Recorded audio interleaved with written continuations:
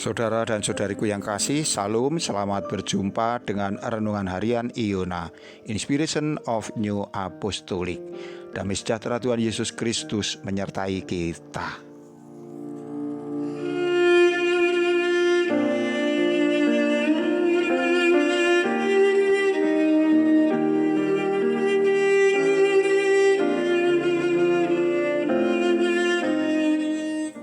Kita akan membaca firman Tuhan dari surat Rasul Paulus kepada sidang jemaat Filipi, pasal 4 ayat yang keempat.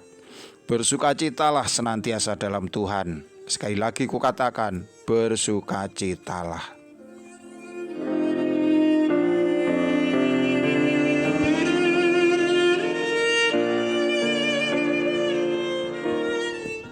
Saudara dan saudariku yang kekasih, kita sampai pada bagian kedua dari tema bersukacita di dalam Tuhan. Kali ini di bawah judul Tetap Sadar Jangan Tenggelam. Saudaraku yang dikasihi Tuhan, melalui nasihatnya kepada sidang jemaat Filipi, Rasul Paulus menunjukkan bahwa seharusnya orang Kristen itu selalu bersukacita di sepanjang hidupnya. Di sini secara tidak langsung sang rasul juga menghimbau agar jangan ada anak-anak Allah yang kehilangan sukacita. Rasul berusaha menyadarkan setiap orang yang mengaku percaya kepada Yesus bahwa sukacita yang sesungguhnya itu sudah dikaruniakan dalam hidup manusia yang percaya melalui anugerah penebusan dari dosa, di mana melalui kurban Tuhan Yesus Kristus bukan hanya dosa manusia yang percaya dihapus, tetapi juga damai sejahtera dipulihkan. Meskipun kenyataan ini sudah berulang kali disampaikan kepada sidang jemaat, namun kenyataannya masih saja ada orang yang tidak bisa merasakan sukacita, tidak bisa merasakan adanya damai sejahtera itu di dalam hidupnya. Saudaraku yang kekasih, saya akan mengajak kita semua untuk menyelami permasalahan ini dengan menggunakan sebuah analogi atau penggambaran. Keadaan kehilangan atau tidak adanya, tidak bisa merasakan sukacita, biasanya ini diawali dari keadaan seseorang yang memilih untuk tenggelam daripada tetap sadar. Ini seperti orang yang berada di air, dihadapkan kepada dua pilihan, tetap sadar berada di permukaan atau tenggelam di bawah permukaan air. Tenggelam ya, bukan menyelam, ini beda. Orang yang menyelam itu sengaja berada di bawah permukaan air, tapi orang yang tenggelam itu terpaksa atau tidak berdaya untuk tetap berada di permukaan. Jika ini sebuah pilihan, orang pasti akan memilih tetap sadar dan berada di permukaan air dibanding harus tenggelam. Orang yang tenggelam, dalam hal ini tenggelam dalam berbagai permasalahan hidup. Dia masih hidup tetapi seperti sudah mati. Ia tidak bisa bernafas, tidak bisa makan, gerakannya sangat terbatas.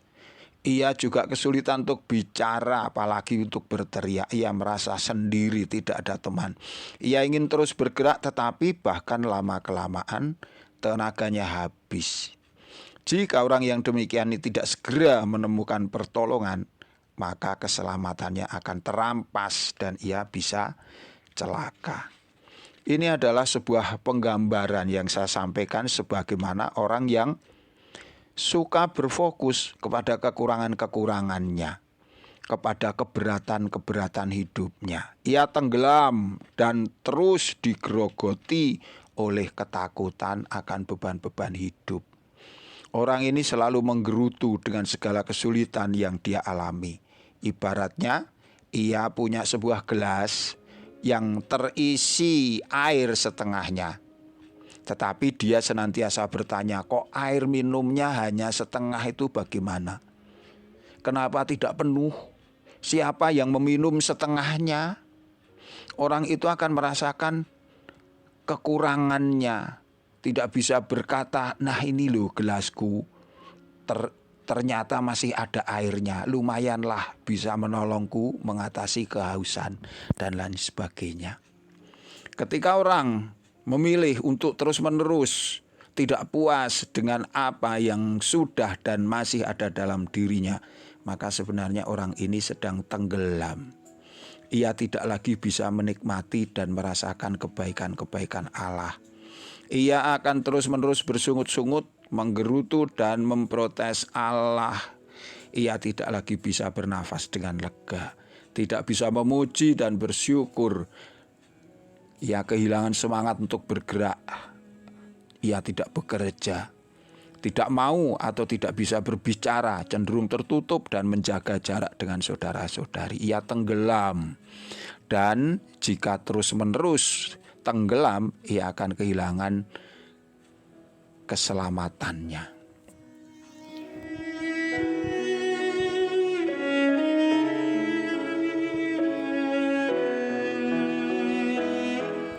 Saudaraku, mari sekarang kita bandingkan dengan orang yang tetap sadar dan memilih berada di permukaan.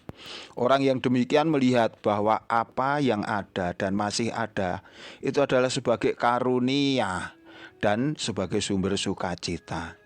Ia tidak hanya melihat kekurangan-kekurangan, kelemahan-kelemahan sebagai sebuah tuntutan yang harus dipenuhi dan terus-menerus memikirkannya dengan berat dan tertekan. Ia bersyukur mendapati gelas minumannya meskipun tinggal setengah airnya. Orang ini memandang ke masa depan dengan ringan. Ia terus bergerak, bersemangat untuk bekerja meskipun yang ada padanya juga tidak sepenuhnya sesuai dengan apa yang menjadi keinginan hati. Ia tetap sadar dan mau hidup apa adanya. Apa yang ada pada dirinya dinikmati dengan sukacita sebagai sebuah anugerah. Ia tetap sadar dan terus memilih berada di permukaan. Ini membuat dia bebas bernafas. Dia dapat menikmati karunia Tuhan yang tersedia. Dia dapat melihat sekelilingnya dengan jelas, artinya memiliki pertimbangan-pertimbangan yang baik untuk membuat keputusan-keputusan. Ia tidak merasa sendiri, melainkan bisa melihat keberadaan orang-orang di sekitarnya yang terus-menerus mendukung dia. Ia bebas berbicara dengan orang-orang yang di sekitarnya karena ia percaya bahwa mereka yang ada di sekelilingnya itu telah ditaruh oleh Allah sendiri untuk ikut mendukung apa yang menjadi perjuangannya.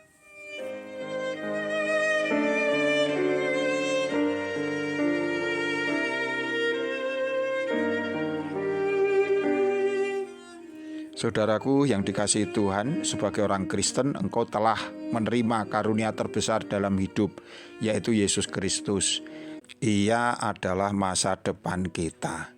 Kenyataan ini biarlah membuat kita tetap sadar bahwa kita adalah milik Allah dan Dia menjamin masa depan kita. Tuhan memberkati kita, sampai jumpa. Amin.